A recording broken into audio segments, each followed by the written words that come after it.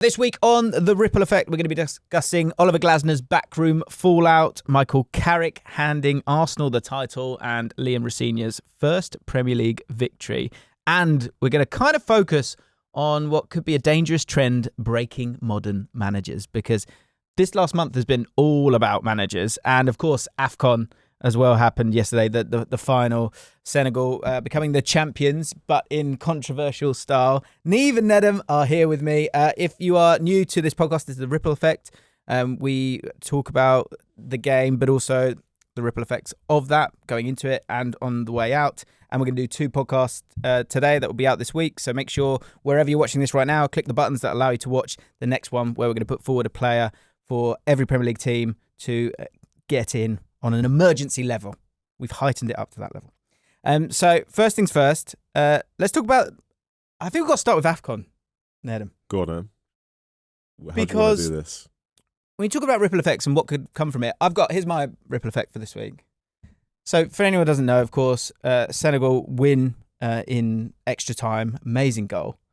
But just on the edge of the final whistle, in normal time, Brahim Diaz has a penalty. But prior to that, there's 17 minutes that go past because Senegal's manager has kind of ordered his team to go off the pitch. Then in the end, they get them back on the pitch because Morocco have been given a penalty. My ripple effect is this. If Zinedine Zidane has cost Morocco African Cup of Nations, because if Zinedine Zidane doesn't do the penalty that he does in a final. We were messaging last night going, would you forgive Brahim Diaz for that penalty? For doing a Panenka. But it's not a Panenka. In his mind, I think it's more a Zidane. For that generation, he would be far more aware of that. And in a final, some people on Twitter say chasing aura a little bit. 1,000%. Right? If you were Brahim, yes, would you fib and say you did that on purpose because you were being morally I'd say that's kind? I think that's possibly worse. yeah, I would say as that's an possibly elite worse. professional. Yeah, we've come this far. I might as well put it in the back of the net. Yeah. So he's done his Panenka, but I think if Zinedine Zidane doesn't do what he does in that final, importantly, and score it. Which year was this now? This was 2006 against Italy. How old's Brahim Diaz? I don't know. I'm worried about it now. But yeah, let's say it works. Also, you've got him at Real Madrid as well. So maybe there's that kind of osmosis as well in terms of being in his psyche. Then he doesn't take the penalty that way. I think what upsets me the most is as nonchalant as a Panenka can be, you also need to commit to it. And I didn't feel like he committed to the penalty. As obviously an ex-pro, how would you feel if that happened to you? If you're standing back in position going, oh my God, what's he just done? Well, let me slightly spin this, because in fairness, I was going to start from the angle of how would I feel if I was a Moroccan player? But also, how would you feel if you were a Senegalese player and he's just tried to chip the goalkeeper like that? Because a lot of goalkeepers, for example, they get very angry when they're chipped in training. Right. They get very, very angry because they feel you're being disrespectful. And if I just witnessed somebody try to do that, I think they were, for as much as they might have been hostile before the penalty was taken, I wouldn't have been surprised if they were more hostile afterwards, just rubbing it into his face as such. Bit of Martin Keown, Van Nistelrooy vibe. Yeah, that sort of thing, to be honest. And in fairness, understandably. For me personally, like, Brahim Diaz is the one who's been selected as the best penalty taker for Morocco in that moment, and it's such an historic moment potentially. Like, it's sort of fairy tale stuff. This is the last kick of the game, basically, to win the tournament for your team in their home country. They were showing the videos around Morocco, people in all the fan villages, and he's obviously going to score, isn't he? You know, this is a story. This is the last chapter of the story. And then he does that. I think there was one fan section I saw where they let off fireworks as the penalty went off because they fully expected him to score.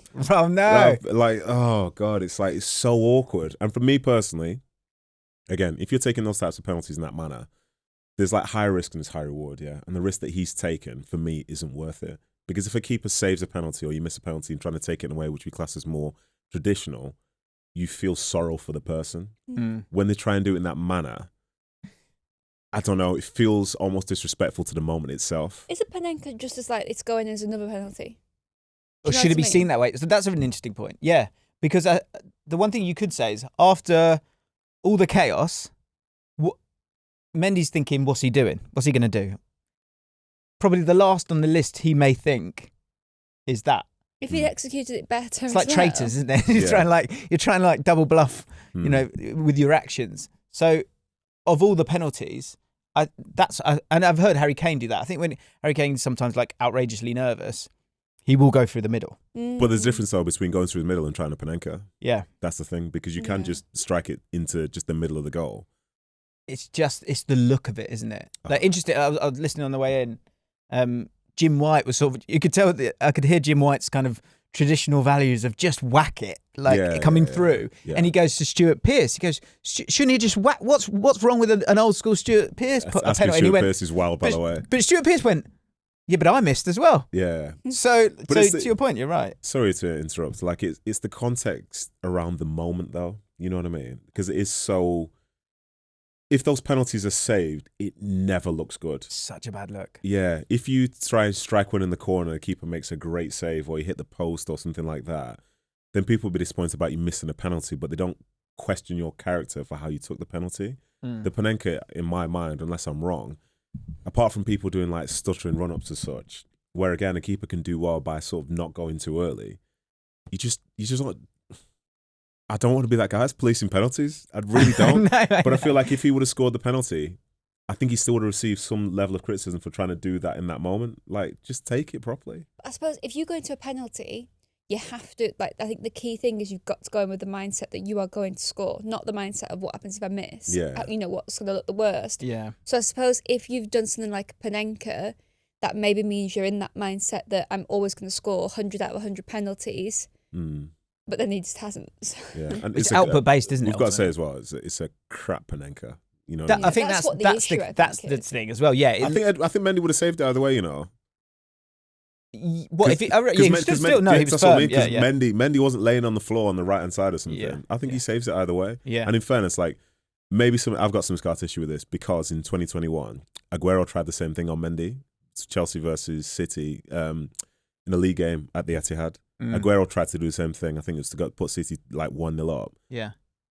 Mendy just stood up, just caught it. Chelsea won the game 2-0. A few weeks later, they won the Champions League. So that's a ripple effect for me as well. Yeah. So it's hurting. I know. I could see it. Yeah, I'll move on eventually. I guess it's the. I don't want to use this word, but I do use it quite regularly now because I watch Succession. Optics, like the optics of it, just feel limp, and that's kind of the issue when it comes to the penalty. Obviously, that was just one aspect of the final. That penalty is given. One question: did you think it was a penalty? I didn't think it was. I thought it was really, really, really, really soft. But the bigger issue here, language, by the way, if you're saying it's soft, it means it could have been a penalty. I just think it wasn't a penalty. I think it's soft. I think he's overreacted in terms of the way he's fallen, but he has moved him. Do you get what I'm saying though? If you say it's soft, it means there's something within your mind that thinks, that can be a penalty. Yeah, well, but to the whole point of the most important point of this, in my opinion, is Chow asking the team to leave the pitch, and all of that happening. The repercussions from on several levels is so damaging, and also I always feel like football is quite a mirror of society, and when we're going to get to sort of managers, and there's so much going on with managers kind of under pressure, but also the behaviour of some of these managers in terms of what is coming out of their mouths, but the situations they're getting into when it comes to that. But not accepting if something's soft or not soft, or the repercussions of someone who's in authority as the referee is such a mirror of society, because I think people are so suspicious. People don't want to accept decisions, and the behaviour. Therefore, is it a lack of stoicism? I don't know what it is, but like there's just a lack of respect there, rightly or wrongly, and that can't happen again and again. It's so dangerous. Don't you think? Yeah, I would agree. Do you know the sort of like story behind why that was like the final straw as such? Do you know what else happened in the lead up to that game that they were struggling with? So the Senegalese, as they travelled to, I forget where their final was, but they travelled by train. And it was just a normal train with loads of Moroccans and Moroccan fans on it. They're training, I think it was at the Moroccan FA or something, so they're thinking that people are spying on them. And as far as like certain elements of African football goes, and to be fair, I could probably say other football from other continents goes, you can never say to 100% certainty that there isn't some level of like conspiracy within something or corruption. Yeah. And from those guys, because we like see it ourselves sometimes as fans. Like think about how often you hear a fan say, "Oh, this referee hates us. He's always going to do this. He's always going to do that." Once it's planted in your mind, you can never separate yourself from it. So now add in, because the section within that added time that we didn't mention was when they had a goal disallowed for a foul. Senegal to go 1-0 up. Yep. And again, that's a funny one in itself. So you think you've been robbed of a goal. You think they've now been given an opportunity to win the whole thing with essentially the last kick of the game. I would ask you to, because this is where, like, put yourself in this situation. If you were Senegalese and the manager said to you, come off the field, for the principles that you have now, would you stay on the field or would you walk off? I mean, it's so easy to say. You'd stay on the field, isn't it? Until you're in that situation and you're the... I think that's why the book needs to be thrown at Chow here. Because and again, rightly or wrongly... It will be. And there are, like you say, I agree, we are seeing, dirty goings on in all aspects of life all the time. So I understand the suspicion and the difficulty with that. For the players, it's really, really difficult because he is the leader of that group. So, your captain, and Sadio Mane, obviously, he was able to get him back on the pitch. But if the manager says that, you've got to kind of go with him. So that's why he has to bear the brunt of He's it. come out, and Mane has since come out, was listening to the radio and said that he was not happy with them going off the pitch. Yeah. Obviously, I don't think it's on Mane. But he did do it though, didn't he? Yeah. I guess initially. And that's the question. Like, if you're going to do that and it's not around something like, racial abuse, do you forfeit the match? Should you be forfeit? If you're that aggrieved that it's wrong, because this can't be a pattern. This can't be a trend. It won't be. It won't be. Is this not the first time we've seen it in our lifetimes? But it's happened. Yeah, but isn't that the exception that proves the rule though? But as you said yourself, like they will be punished and punished very, very heavily. The fact is they will still be classed as champions, apart from, say, Moroccans might believe it's illegitimate. But then we look back at the game, Morocco still had a chance to win the whole thing. You know what I mean? Yeah. It did get resolved to that point. You're right. Yeah, they didn't go, okay, all right. Yeah. It's not like I'm taking my ball back. 100%. Yeah. He did go, you still got to take I've got to say, I don't know if this is just me looking at the game through, say, the cameras angles that I was being given. But for extra time, I thought it would have been more prickly between both sets of players. But it wasn't. It felt like it was a game of football that was still continuing. And when the game was all said and done, if we're at a place whereby one of the teams is walking off in protest, I would have thought at the final whistle, you'd see players fighting, like really crazy scenes that we've seen in other games as well. But instead, it was remarkably actually quite calm. Yeah, I wonder if a lot of that comes down to, I can't imagine the dejection Morocco would have felt. We could see that. Do you not think dejection turns into rage though? Because we have seen people literally fighting over football, and this is a team who, this is in their sort of like home, would lose a final. And sorry, I'm waffling so much. But how can, no, you're not. But how can the Moroccan players feel aggrieved? Really? Because they could, well, in fairness, this probably leads into the point about the penalty, because I think they knew they had the chance to win it still. Yeah. So even though, like, some of my friends I work with, they were saying Diaz wasn't in the right state of mind. He's had to wait 15, 17 minutes, all this stuff. That's all valid. Yeah. But he didn't need to try Panenka. Yeah. That's the your point. Choice. Yeah. You know what I mean? He didn't need to try that. And if he would have, say, missed and it was just like a normal penalty miss, then you could make a bigger deal about what came before. But to have the opportunity, and that's the thing that sort of is going to be so scathing from his history. He had the opportunity to make history. And in trying to take a penalty like that, you make it about yourself. Yes. And that doesn't sit well, especially when you miss it. 100%. And in extra, he got taken off as well, didn't he? So now they're in added time, cooked, because they've been there for like 3-4 weeks playing this tournament, knowing that the sadness, like after that penalty saved, having, we've all supported teams where a momentum swing can be somebody like missing a penalty for the opposition. That's such a big boost for them. So he, without even realizing it, almost gifted Senegal the belief that they could do what many people thought that they couldn't, which was go and play against that team in their home stadium, which felt like a team of destiny in Morocco. And then, in some ways, be deserved winners. The pod is all going to be all about managers really today, because interesting you said managers, not head coaches, but please go on. Yeah. Well, so the last 3 weeks has kind of been all about that, actually. JW, or Joe, he says, Thomas Frank is going to be sacked by Spurs, John Heitinger then takes over till the end of the season. Then in the summer, Arne Slot takes over at Spurs, linking up with Heitinger again. There's going to be a transfer merry-go-round, be it. The interesting thing is it going to be now? Are people positioning themselves for it now? Or is it going to be a little bit further down the line? Or is it going to be a bit of a mix where are certain managers trying to ensure that they've got an opportunity for certain jobs?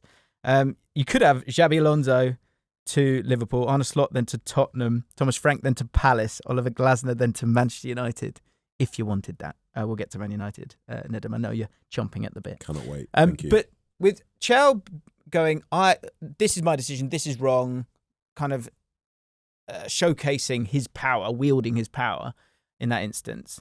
And also, we've seen it with Maresca, we've seen it with Amorim, and we've seen it with Glasner kind of recently. Glasner spoke out after Crystal Palace's loss against Sunderland, saying that he feels his squad are being abandoned completely by the club's hierarchy. He referenced both the Eze move and then Mark Gay's move, who apparently they were doing set pieces with him like the day before a game. And obviously they were bare bones as well anyway. Glasner has also already said that he's told the club he wants a new challenge in the summer rather than signing a new deal. You've got that recent trend of Maresca and Ruben Amorim, which has seen managers speaking out against the hierarchy as a sort of sack me message. How do you feel about the way that managers are utilising their moments in front of a microphone? Because it feels like it's taken a little twist, or is it just that there's a load of them? I think maybe it's sort of this idea of public perception online and the public's opinion of you maybe holding more weight than it's ever held because of social media. Maybe managers are desperate to protect their reputation, so they don't want to attach. If a club's not doing well and they don't think it's their responsibility and their fault, they want the world to know that. And I felt like Glasner especially, as much as a lot of what he said, I think he's got total right to feel that way and to feel aggrieved. I do think he's spent a long time now just basically making sure people know, oh, it's not my fault, by the way. It's what I've been handed here. And again, it's like, it's where do you stand on that? Because, for example, if you watch Crystal Palace, you'll notice they very rarely go to the bench. And so you could look at that with the perception of, well, why are you never using the bench? Like, you're not helping yourself. But then actually you look at some of the players they've got on the bench and you think, oh, that's why they're not using the bench. And that can be a message itself, can't it? And then, so that's what I mean. So it's almost like the message you can understand, but it's whether or not you then still think, well, as the manager, it's your role to still work around that and not just get rid of all responsibility from yourself just to save your own skin. Yeah. Do you want to go? Do you want me to go? No, you go for now. I've got to take Broom, but carry on. So my take is, I think what's really interesting here, and the org chart of football is kind of in my mind a lot at the moment, just because of maybe things that are in the press and this sort of move from manager to head coach. But what we do see is that the movable object is the head coach or manager, and the buck kind of does lie with them because they are the movable object. But at the same time, they're this sort of deity, and I'm part. Me and I guess social media are probably part of the problem where you do fixate on the manager and how they want their team to play and the different tactics that they're going to play, and that kind of all feeds into that. And so I think the mix of that with the amount of money that these guys can spend. So if they feel aggrieved, like Glasner, like Maresca, like Amorim, and we can get maybe back to Maresca and Amorim if you felt like it was a bit more contrived than that in terms of what they were kind of coming out with. But if you feel aggrieved, but you are also the buck, but you're also this like deity figure, I think all of that can kind of maybe bleed into your mind a little bit. And I think you're right. I think managers are more wary of their reputation than ever before. And I think the reason for that is, back when you read about the QPR managers through the years, for example, like in the 70s or the 60s, someone would just get 3 years and they sort of like, they finished here and then they finished 15th and then they and it wasn't that kind of, you had that time.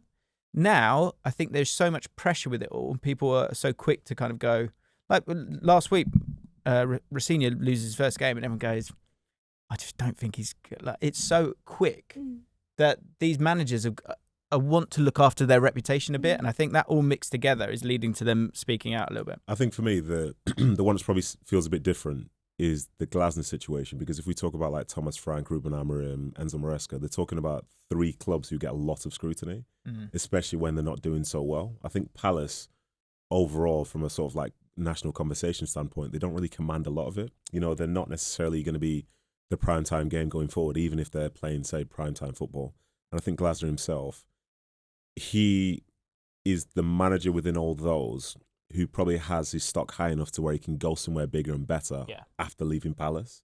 So he's almost talking in some ways like Palace is holding him, like they're holding him back. Whereas for the other ones, it's critiques about, say, the hierarchy. And I think from my side of things with the hierarchy at football clubs and just general discussion, is that most of us don't know what the roles are at these football clubs that are around a manager. They don't know exactly what the sporting director's doing, like on a day-to-day basis, how they interact with a manager, like how do transfers work? Is it 5-6 people sitting around a table and a manager saying, I want this guy? I think historically that's what it was. Yeah. But I don't think that happens anymore. Okay. So some of the critiques and stuff that the managers put out, I'm curious about, because, conspiracy brain, you ready for this?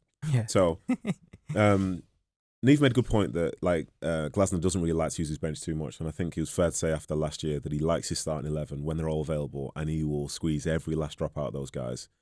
But there were people on the bench in that Sunderland game who could have come on.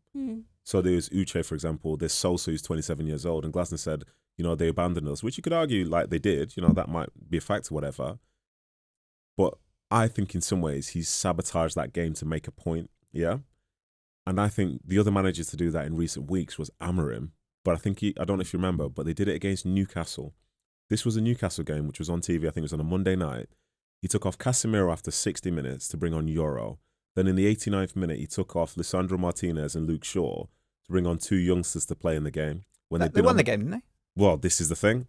They were getting hammered second half. Yeah. And they were the most curious substitutions I've seen in yonks, yeah.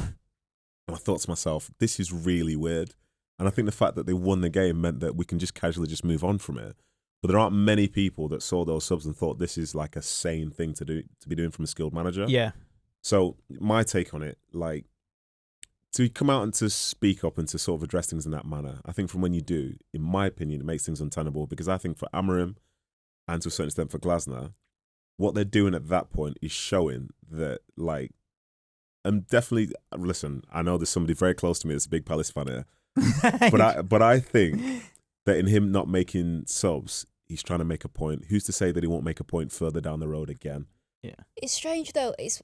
I was trying to figure out whether I see it as in making a point by simply, like, there was the Villa game. I think they made one substitution. It was Sosa right at the end of the game, and I remember when he came on, just sort of thinking, there's been a reduction in quality of player that's come on here. So I feel like he's in a no-win situation, because if he uses these substitutions, you can make a point with that as well, because there'll be a drastic reduction in quality of football for everyone to see, and people will know that's not your fault, and that you're setting the team out to get a certain score maybe, but your players just can't get that for you. But then if he doesn't make the substitution, he can very easily say it's because he's not got the options.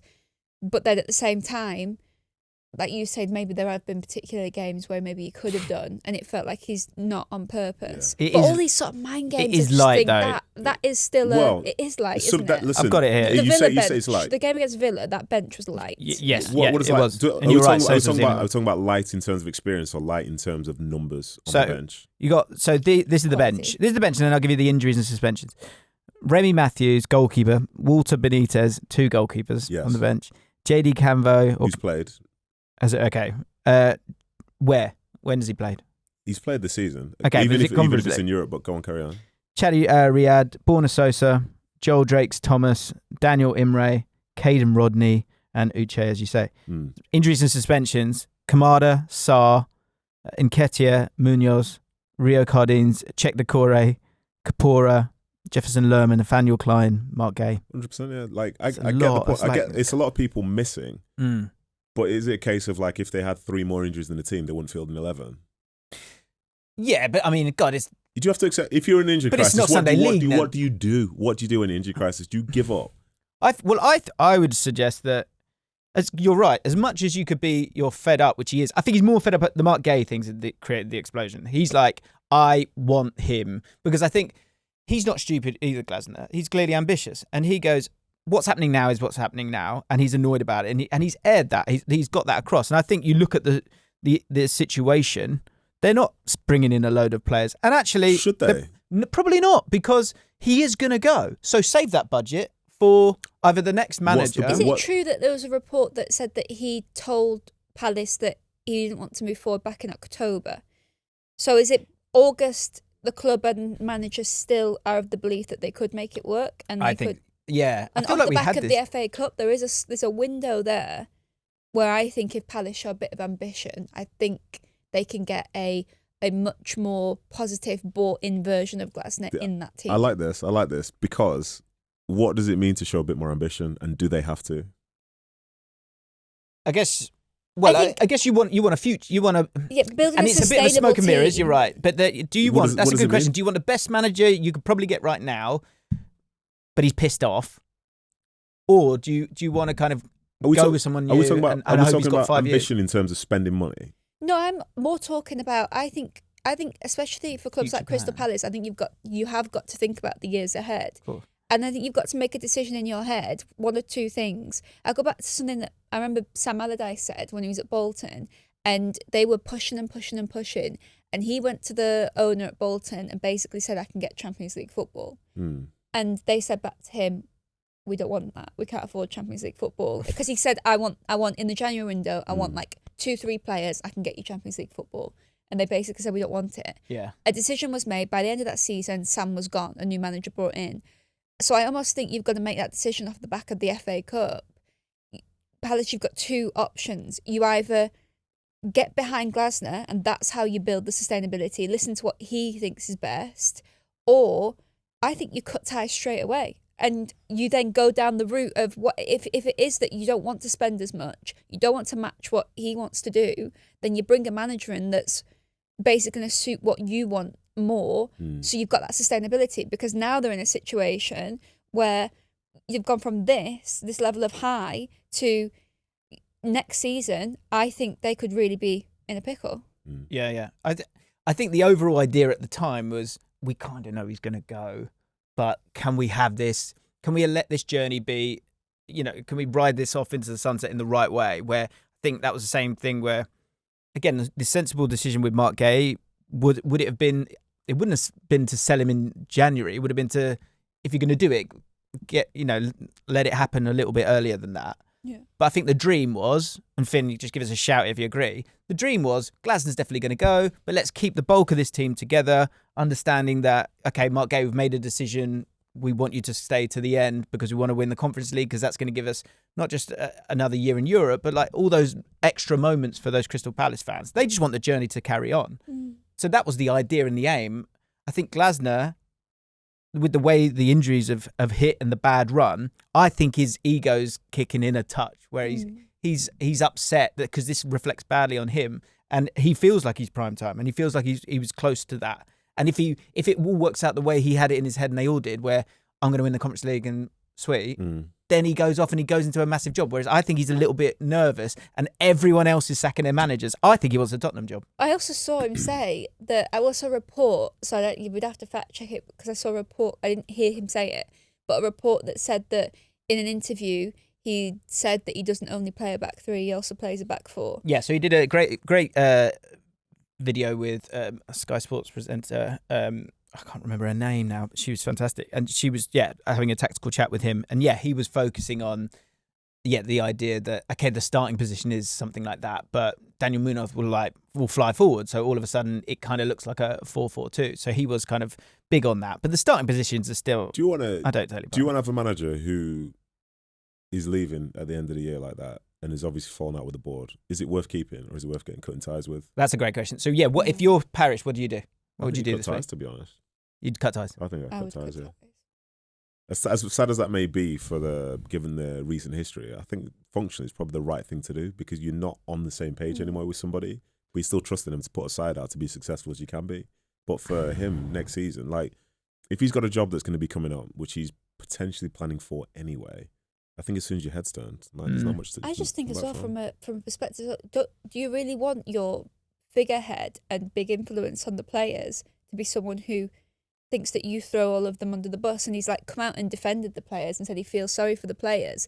If that sort of narrative and atmosphere is around the dressing room, everyone's going to be looking at Palace and thinking, who can we pinch from Palace? Because they're not going to want to stay there. And they are a bit snookered, aren't they, in the sense of, why would you bring in players? You know, someone like Brennan Johnson. Brennan Johnson is in hell right now, by the way. Yeah, he thought he was bad at Spurs. Now he's come over here. Yeah, Brennan's like, excuse me, to Paris. Can we get Ange? Can we get Ange? Players like Wharton and Munoz as well as beyond, obviously, Gahey. There's your chance of keeping them, I think, is at an all-time low.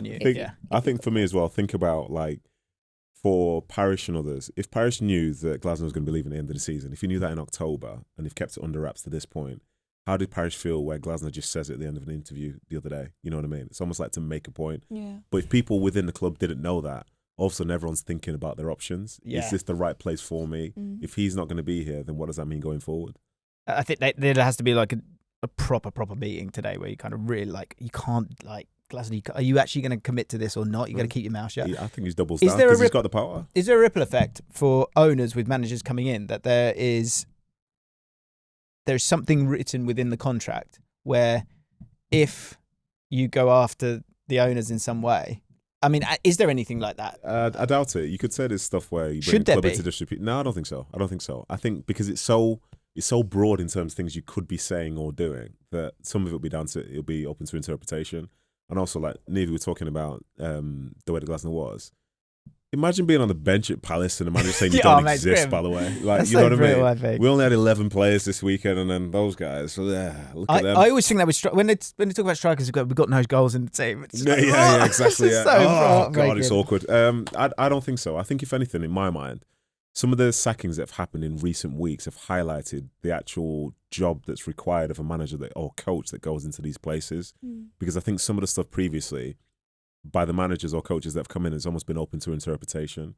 Palace are maybe the side now where they have been successful, but the budget doesn't increase just because success has been there. At Chelsea, these are the roles. This is the team that you'll be given, and this is what we want you to do. And by the way, someone said, Chelsea, they're buying players at Young and hoping to sell them on. I'm like, sell them on to where? Like, maybe this is just like a longer term thing for them. At United, it's got Jason Wilcox, Omar Barada, these people.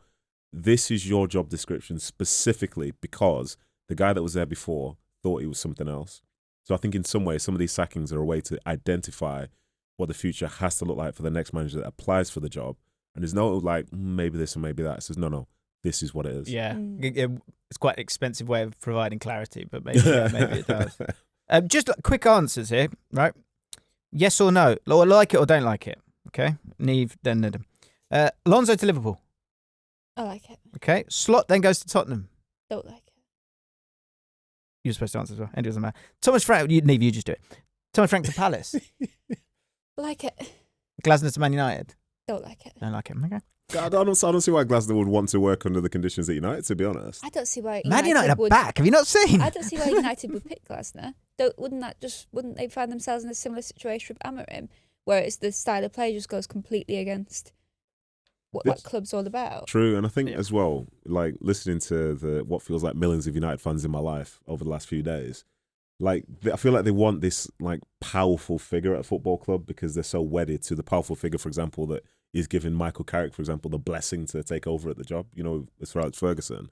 But I don't think that role exists at the club anymore because there are so many other people at so many different levels. Like back when we were younger, Fergie's got like the numbers of security guards around Manchester telling people like, oh, this player's been here, that player's been there. Like Fergie didn't just manage the team, he managed the whole city itself. Right. But the next person's coming to United, like it's a head coach's role. You know what I mean? And I don't think Glasner is that. I think he feels like a manager to me. Until you become, like this is something we've touched on a few times, I think he is a head coach until you become indispensable. She likes these on your shirt. Yeah, but surely. He's a good manager. Thomas Frank. I mean, this could age really badly in terms of like, there's a feeling. What's that feeling like when you kind of know that the manager's on their way out, but he's not gone yet? Wayne Rooney was talking about it on Match of the Day because he said I felt it myself. Like I kind of knew felt like it was on the horizon. That's the feeling with Thomas Frank right now, is it not? Do you think it's fair? I think it's fair. Yeah, I do. Do you know what? I do. It's I know he's really struggling. I know the team's really struggling. I know there are other aspects at play.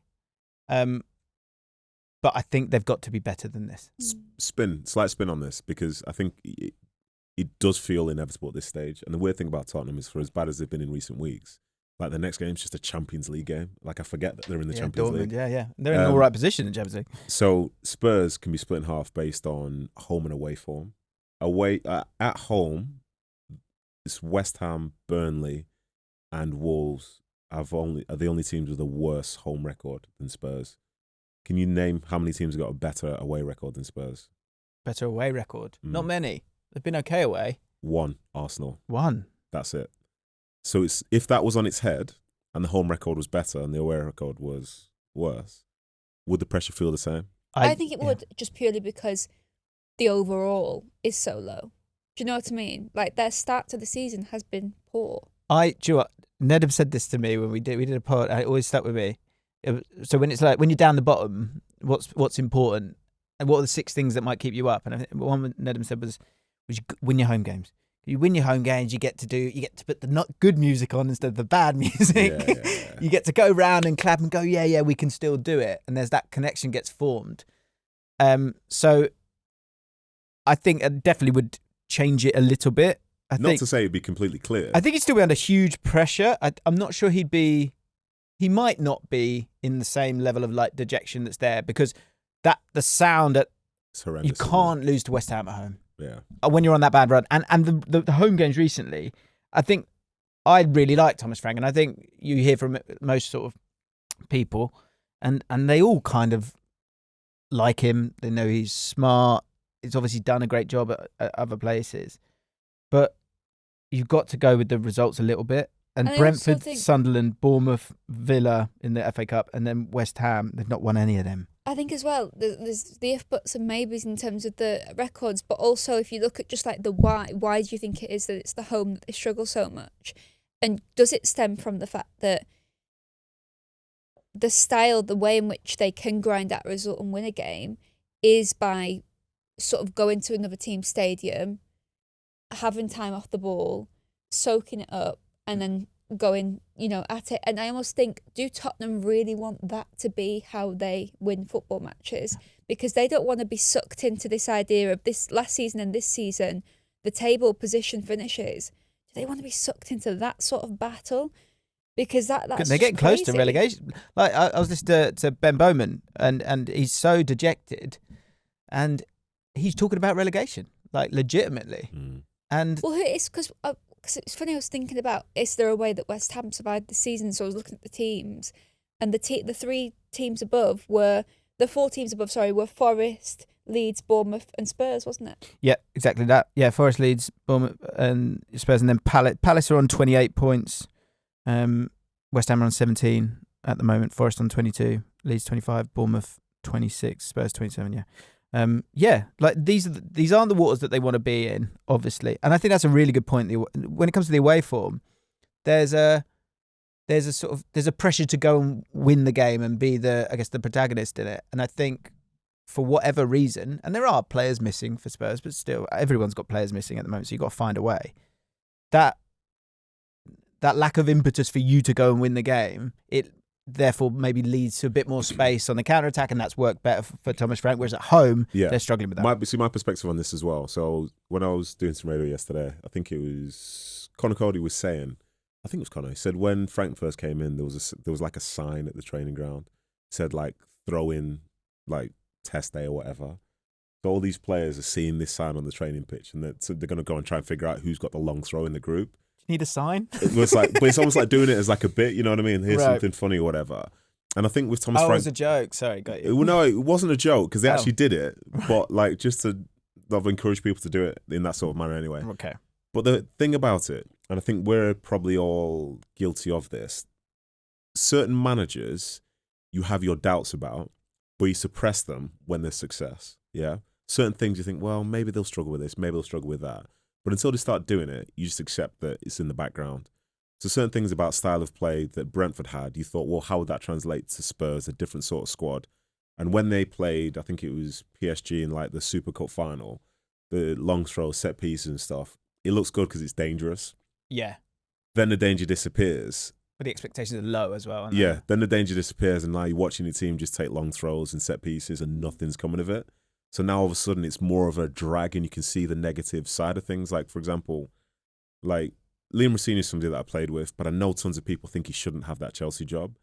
And every time he says something which feels a little bit, what's the guy from The Office called? Yeah, David Brent. Yeah, if it feels a bit David Brent, when they're winning, you accept it. When they're not, whatever. And another example, Arsenal might win the league this year with a defensive record and great set pieces.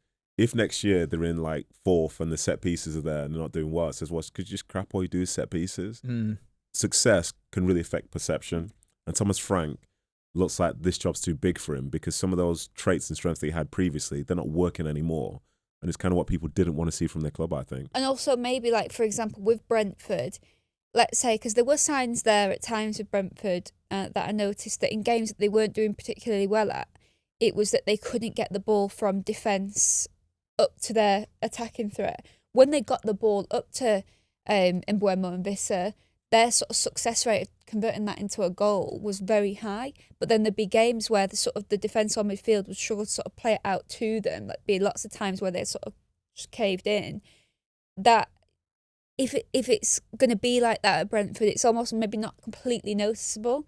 Whereas at Tottenham, it's more noticeable because every dropped 3 points is more pronounced, is more evident. Do you know what I mean? Yeah. Every sorry to like double down on this point as such, but like there've been issues with creativity, as Neve was sort of alluding to there. Their top scorers in the season, you've got Richarlison on 7, and then the next 3 on the list, including assists, you've got Palhinha, Van de Ven, and Romero. Yeah. And like as a fan of your football club, you didn't think those would be 3 of the 4, given the attacking talent that they have. I'm amazed as well because I reckon most people go, does he need to go? Yeah. Is he a bad manager? No. Could you see him doing well somewhere else? Yeah. Like, that's how I feel about him. Yeah, of course, yeah. Do you know what, this? I saw this point and I thought it was really interesting, and I kind of want to dive into it more deeply in terms of like the stats and things. I heard Rory Smith talking about James Horncastle, talking about the Premier League, and there's always this discussion a little bit, but certainly in the last couple of years about how the games feel a little bit uneventful, and there's a lot of stuff that's about set pieces and throws and those things. And James Horncastle's theory apparently is that if you think Serie A in the 90s, where it was so dominant from, I guess, a money point of view, and it was bringing in all the best players, the level was kind of so high that the gaps in between were incredibly minimal. And he says, he obviously is an expert in it, so I don't know as much as he does, but he said that the games actually became quite uneventful, and it became very Italian stereotypically in terms of, low scoring games and fine margins. And he feels like the Premier League, a similar thing has occurred in the Premier League, and that's why that's a part of why Arsenal are doing so well, because they're so great at those smaller things, because the quality is so good, and also the focus is on those little moments, like things in transitions, as opposed to just giving great players the ball and giving them as much time as possible. Relating that to Spurs, with that in mind, if you think of West Ham, I think a lot of people felt like, and I spoke to Nicky about this about a couple of months ago on the pod, West Ham kind of doubled down on a bit more like ball playing, play better football. Just as last season it became kind of very transitional and a bit more, let's say, powerful, for want of a better word. And Ange, who you'd had some fun times with Spurs, his kind of football seemed to struggle in that landscape. Thomas Frank's kind of come in, but you've still got a squad that's probably been put together somewhat with that Ange kind of state of mind. I wonder if all of those things together has led to what we felt was going to be a really refreshing change with Thomas Frank, or certainly the output and the performances and the results would be better. I wonder if actually they couldn't get all the way over to what Thomas Frank wants to be. And so they're kind of caught in the middle where they're playing quite defensively, which doesn't work with the free-flowing way that they were before, but they're not good enough defensively either. And so they're kind of caught keeping the score down because they're being careful, for want of a better word, but they're not scoring any goals. Like at Brentford, and I get a few people kind of called me out on it, and rightly so. I was going, the thing you'll get with Thomas Frank is that he'll win the XG battle. That's what he did at Brentford really, really well. If you look at a lot of the games when he was there as the manager, he won that XG battle, even if they didn't win the game. So they were giving themselves the best chance within the data that we're kind of aware of, let's say, to win games. At Spurs, that's just not happened at all. Like even the West Ham, I saw obviously the other week. They're crap. They were crap. He made them look really. They had so much more XG at Tottenham. That is unacceptable. Yeah, I think with the XG though, I think the last two significant actions for West Ham, Callum Wilson having what feels like a 1v1, and then the one where it starts in from there, we'll bump it up a bit, half a yard. That will ramp it up. But I think it's Spurs aren't creating. Yeah, Spurs not creating. I think for me is a sort of bigger issue, and the way in which they try to create at times feels like the way Brentford would try and do it, but without the personnel to make it great. Like the amount of times where I'd see a winger go down the side, cut back, and then he plays like a ball into a half space for the fullback to cross it into the box. If the bodies are in there, great. If not, then like what are they going to do? Like who are the most dangerous players for Spurs in that instance? And the answer is like the two centre halves coming up. You know what I mean? Can I ask you a really difficult question? You probably won't have an answer on. Go on. For a manager there's always the talk about giving them more time, right? With a manager, what can allow a manager who is in the job and struggling to change the form like that? Do you talking about the club struggling or the manager struggling? Because it could technically say it's two different things. I think sorry, go on. This ties into my ripple effect. Go for it then. Lovely. My ripple effect is that Leeds piling the pressure on Daniel Farke and them going 2-0 down at Manchester City at half-time is going to lead to the first time in the 137-year history of English football there being no football clubs with the beginning of their club being the letter W. Say that last bit again. So when Wolves and West Ham potentially get relegated, there will be no football clubs next season unless Watford are 8th in the Championship. Unless they get promoted, there will be no football clubs in the top division that start with W, and that'll be the first time in the whole 137 that's years. That's the best ripple effect we've ever had. Even if that's not true, I'm not going to fact check it. I want to believe in it. Yeah. So, yeah. Well, my source is Richard Osman. He knows his stuff. Really? Do you know what I mean? What? You got a direct call into Richard? Oh, yeah, he's my best friend. Is it? Amazing. No, he just posted it. And it interested me. But the reason why I think that's connected to the Leeds thing is sort of similar to what you say. There was so much pressure on him. When we talked about it, it felt, Ellen Road felt really damp. They'd stuck by him, but then they'd said it's a critical week after the Villa game. And he goes into that City game, they're losing 2-0, it's just not working. The fans have been crying out for him to change to a back three. So what does he do in the second half? He brings on Biol and he changes it to a back three. You bear in mind as well, the only time so when they beat Everton, beyond that, the only time in like the 3 months that they'd won was actually against West Ham and Wolves. All the other games were losses or draws. Then after that City game and that change, and they just lost 3-2, but then after that, and then they beat Chelsea, since then, it's been incredible. I think they've lost 1 game. Yeah, they've been brilliant. So, and the back three has been a huge testament to that, and obviously Biol playing top as the well, minutes. I think, has been important. Incredible. I mean, suddenly we're looking at these 2 free transfers up top, and we're like, wow, So, and obviously Farke, all eyes on him. Everyone convinced that they need someone new, and now suddenly the job he's doing, he's turned it around. So, I mean, sometimes it could be as simple as losing that stubbornness, losing that ego, and giving a new idea a go. Yeah. Do you know what I've got to say as well? I watched that game, and like in the second half, they were so good. I think they should have gotten something from that match against Man City, But also the ripple effect, you're talking about the W's. Like that change there to a back three could be the reason why Calvert-Lewin goes to the World Cup in the summer. Because from there, if you think about it, he came on at halftime, they went into that front two, and now I think it's himself and Danny Welbeck are the 2 high-scoring English strikers in the division, which I didn't see coming, which not many people saw coming.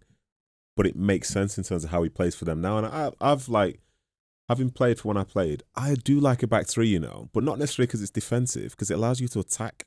Like to have 2 number 9s in there potentially. Yeah. but still not be light anywhere else. But then with the wing backs, historically, it's like, oh, you'll be bending, you'll be a 5.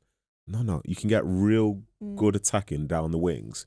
Add in 2 strikers, add in like an attacking midfielder, but then still have security at the back as well. I think what benefits Leeds as well is the fact that, especially when Rodon, Ampadu and Tanaka even plays, they've got like a very, very good midfield there, where sort of the midfield area, sort of Rodon sort of stepping out, and then Ampadu's just presence there, Stash as well, yeah. Their presence with their players is brilliant there. So that's an area where they can afford to sort of, like you say, sort of bulk out the other areas. Do you know what I mean? Because they're so strong in midfield. I think so. Is that the answer then? Because to that question with Thomas Frank, for him to, and it's because again, it'll all be dependent on results. If you keep changing it, you go, he's got to play the same way. But we're going to talk about Carrick in a second. The thing that I was most impressed about Carrick, and it only feels obvious once you see it, I think, a lot of the time, is, and it comes back to Lee's point as well, what they did was, as well, by having 2 up front, Okafor or Nemecho, whoever it is, they'll go and run the channel. Calvert-Lewin will stay in the middle. And when you get a cross in, Calvert-Lewin can be the best version of him, which is like win his aerial duels. If you see his goal shot map, it's literally in line with the penalty spot. It's a goal, like just him in that central area. So for Thomas Frank, does he need to find a way to just really allow those profiles to sink? The difficult is that they've got probably so many games, which makes life a little bit harder. But there's been so much talk about they don't play through balls, they don't play through the centre. Does he need to kind of really like wash away any thinking and do what I feel like Carrick did, which was go, okay, who are our pairs on the pitch, and how do we get people in the areas that they want to be doing the things that they want to do? Can I? I know this is about Spurs, but I want you to expand on the Carrick point because you think this could be interesting here. Okay, so the thing I really like about Carrick in that first game, and when we did a video about how he would set up, what I saw from sort of the Borough games was a lot of the time you had whatever your profiles were, they were doing what they were kind of good at, and I thought, oh, there's some options here for what you could do, and it was interesting that he didn't play Seshko, he played Mbeumo, who's stronger than you think, can hold up, can drop and pick up the ball a little bit, but is such a willing runner in behind.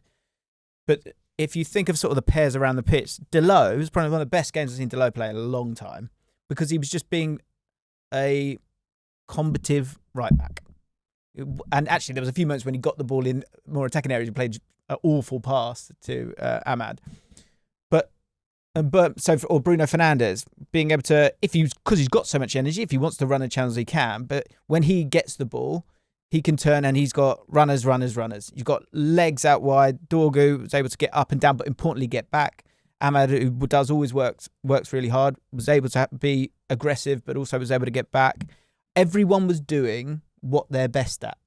I'd noticed that too. I think that the domino effect of Dorgu, I think he was like up there with the joint most important players on the pitch. Yeah. I was so happy that he got a goal, because even the Mbeumo goal, he was on the other side. He was there as an option, and that was just the case with him, up, down, and that also meant that Luke Shaw could, which I think he did a brilliant job, Luke Shaw, of covering sort of defensively and being there. I thought the whole team did a really good job. Casemiro too, where almost, and even actually Cunha as well coming back. There were so many occasions where just as you think City have beaten a man, or just as you think they found a breakthrough, there was a United player there just biting away and getting stuck in, running back to come and help. And I actually do think with you, with what you said there, I wonder if a conversation was had with Carrick to each of the players, because the quality of footballer on paper with a lot of these United players is top. So if he said to them, what is your best role on the pitch? What do you want to do? Where do you want to be on that pitch? What role do you want to have? And that's why they bought into it so much, and there was such a relentlessness in their running. Yeah. So that's my answer. Okay. So cheers, Nate. I'm going to start talking here. I'm going to sound like a really bitter City fan, yeah. And in my core, maybe I am, yeah. But I think two things can be true, yeah. And I think United's game plan on the day was really good, and the players played into it really well. I think you add in the context of the fact that it's a Manchester derby, and that's the first game for Michael Carrick coming back in, so there's like an emotional connection there. something else that really mattered, just purely timing wise, was the return of Ahmad and Mbeumo. Yeah. You know what I mean? Because they've been away for however many weeks. And I think the points you were making about that speed in transition, that's what was key for them in this game against Man City, because of how Man City will play. Then to talk about Man City as well. A couple of things. Like, this was like the Matheus Nunes game, because Matheus Nunes not playing actually made like a significant difference from a City perspective. Adding to that from when the match started, like I was watching it with one eye, as I was technically supposed to be on TV, they were really sloppy. And I think the back forward, so sloppy. So sloppy. That set a tone, didn't it? Yeah, it's like if you start a game and you're out of rhythm, it's very hard to find it, especially when you're coming up against a side who want to be on the front foot. Yeah. And at Old Trafford, the nature and the context of the game and all that stuff. But the United stuff's interesting because I wonder what they'll be like when they play, not Arsenal this weekend, but the next game, where they can be the protagonist. Because to have those players where you ask of them, like, you know, work hard, that's a fundamental. You know what I mean? Like when we go in transition, go full speed, because Fernandes goes full speed, Ahmad goes full speed, Dorgu does, and Mbeumo does. Like, that's great. But what happens when a team doesn't afford you that type of space and not playing as badly as City do? That's absolutely the question. The only question. But right. I think what sort of made me think that I've got a bit of positivity with that is maybe the fact that even when they had the ball, I know they didn't have as much of the ball, but even when they had it, there were some moments where, like, Ahmad and Dorgu would keep it very wide. Like, they made the pitch so wide, which I think is a really Old Trafford thing to do. But then they would have moments where there'd be a clump of them and they would sort of play football amongst themselves. And suddenly you've got Mainu in that team as well, who's really good on the turn, can go past a man, is a bit more comfortable on the ball than like Nagate, for example.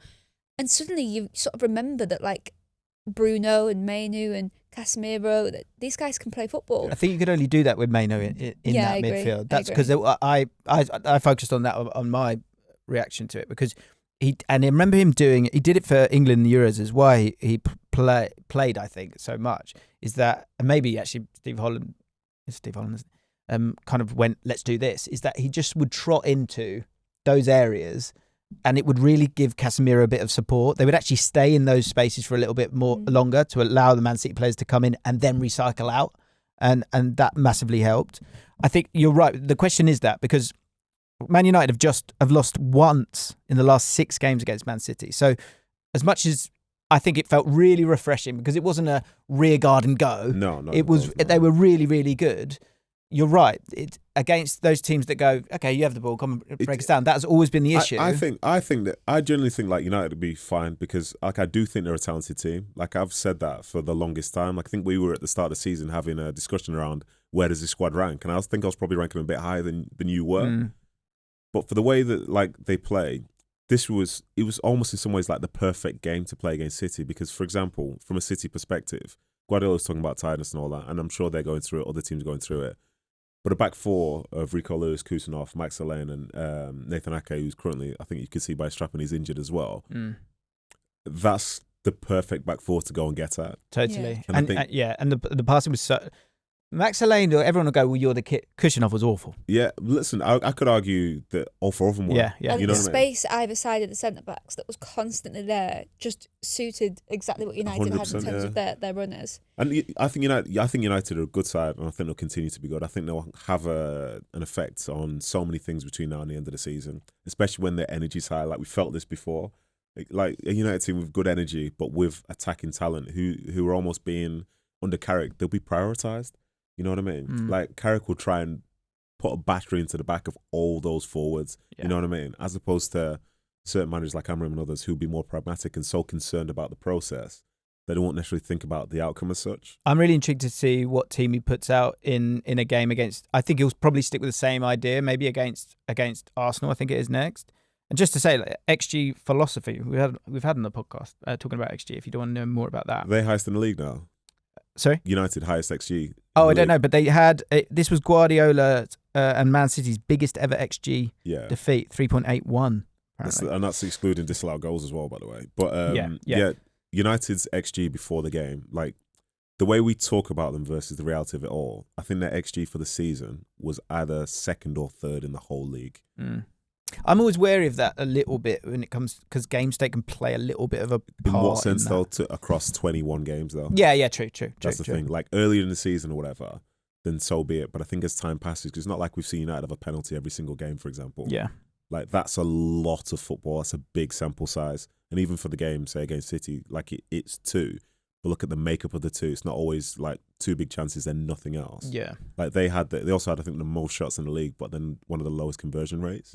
Yeah, I think that does play a little bit of a part. But yeah, you can't give it credence and then take it away. So I think you're right. Yeah, what I think will happen against a different kind of side, and I think this again will get Man United fans probably excited. Let's see if it plays out this way.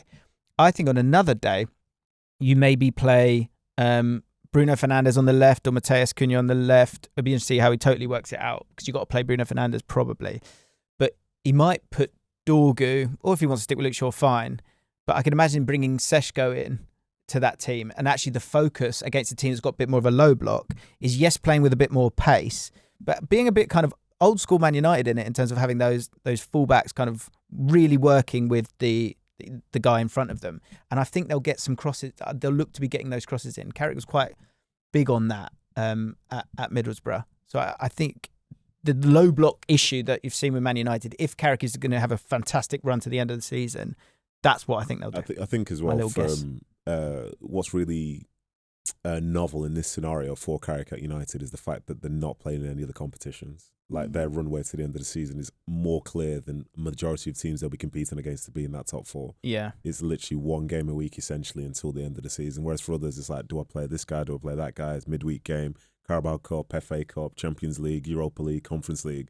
It's like, no, these are our fixtures. Nothing else budges. And is that an energy thing more than anything else? No, I think it goes beyond that, because you could argue it's like a planning thing. Yeah. Say, for example, for some of the teams that in January would have played like 9-10 games, like, how much time can you really afford to put into the next game when, say, if a team plays on Wednesday this week and they're going to be playing at the weekend, on Thursday they're doing recovery, on Friday they might be doing some low-level walkthrough in preparation for that next game. Whereas if you're, say, United, you finish the game on Saturday, you've got 6 days to get ready for this thing. Yeah. Whether that's physically, emotionally, tactically, whatever you want, like, they'll be good to go by the time it comes. And also, if they might be able to get a settled 11 going, because especially sort of the back line, I think they could really do with just having the same names for a little bit to build that and build on that organisation, because that was one of the things I was actually most impressed by. You saw it, the way they tracked Haaland and the way they tracked the attackers. They were so organised within their own box, which is something that when they're being probed and pushed and defenders being brought forward and then having to turn back and run on themselves, there were moments where, like, Heaven, I think, has maybe struggled with that throughout games. So to see that level of organisation, I thought that was, and Euro as well, maybe at times had struggled with that. So if they can just be more settled and in communication with each other, they can start to build on something then. Yeah. I always think about space versus possession. I do think that is a very different test when they're camped in the opposition's half for a long period of the game, and they're looking, the space is given to the opposition to kind of run in behind them. But yeah, time will tell. But it's unbelievable start for Carrick. Absolutely. Yeah. And a little bit of chat on Rosenior. I've got to say, that's because Chelsea's record against Brentford is awful. It's been really, really bad. That is a huge, huge win for him, like, by any means necessary. Here's a ripple. Rosenior's willingness to emphasise winning ugly could help take Chelsea to the next level. One area that Chelsea have struggled in the past few seasons is dealing with adversity, whether it be hostile away grounds, physical battles, or things not going as they planned. But Rosenior made it clear against Brentford, you can't always win with beautiful football and must instead find different ways to win. Brentford should, by the way, should have won that game, really. Chelsea changed their defensive approach, conceded possession to Brentford. A lot of people talking about that might be down to kind of illness and flu going around the camp, which was part of some of the things that Rosenior's been getting a bit of heat on, because he was chatting to there was a line about him telling them how to wash their hands and things like that.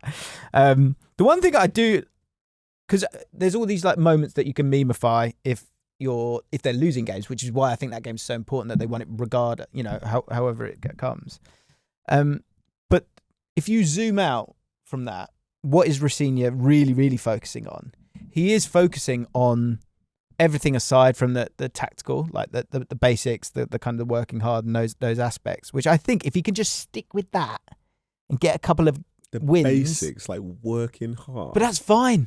I think that You works. need to employ somebody to like bring in the basics, though. You know No, what I mean? but quietly he's going to do all of that, and I think it neutralizes the palate of Rosenior a little bit. I don't think working hard's the issue. I think my only worry with Rosenior is sort of similar to Maresca in the sense that I think the style that he's going to want to play and how he's going to want to push the players is going to expose that they're not really, they're going to be out their depth.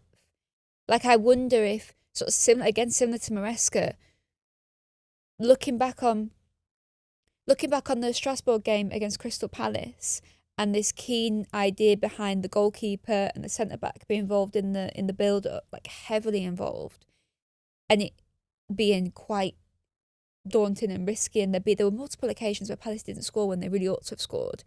And I just wonder if that, and then also maybe the way they play and sort of the involvement of the wide players. And let's say, for example, a prediction could be that their fullbacks will be high and wide, and the space that seems to be created in the minimal amount of footage I've watched of Strasbourg would often be inside, and that could end up being sort of Neto and Garnacho, for example, or Gittins, Esteban. The raw nature of them and their sort of the fact that they're talented but it's not very consistent. Like, there'll be so many passes and shots that just go flying, or they don't make the right decision. And I think that the pressure on them to be involved in the game, and then the centre back and the goalkeeper, actually are the areas of the pitch where I think on a quality level, I think they could go higher. And I think that unless they make some signings, I think it could be exposed a little bit, and it could be quite difficult for Rosenior to do what he wants to do. Interesting.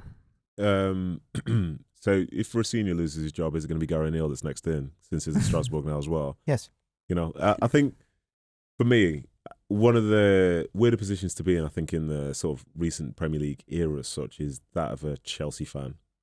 Because you could argue that from after like Mourinho 2003, 2004, the way that Chelsea were as a club became how United were in the 90s, where they were just dominant. Like, they wouldn't necessarily win every league title, but when you played against them, there were points where I played in my career, like Chelsea go 1-0 up, the game's over. Like, it might be in the first minute, it might be in the 50th, but the game's over.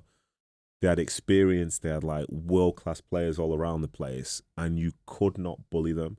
There'd be times where they wouldn't necessarily like play the nicest football, but they were going to win the game nonetheless.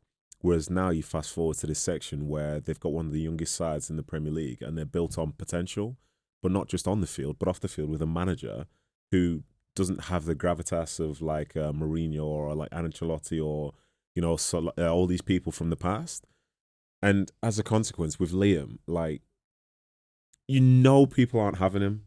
But that's why I like his messaging overall. If he can cut out the hand nobody's washing, listening to that. Nobody's listening. But if to you that. stick with that, and the thing that needs to happen, you're not even listening to it. You're not listening to it. I'm getting hand washing rammed down my throat. What he said about Chelsea winning a game without like winning ugly and whatever, that is a fair point, only in a vacuum.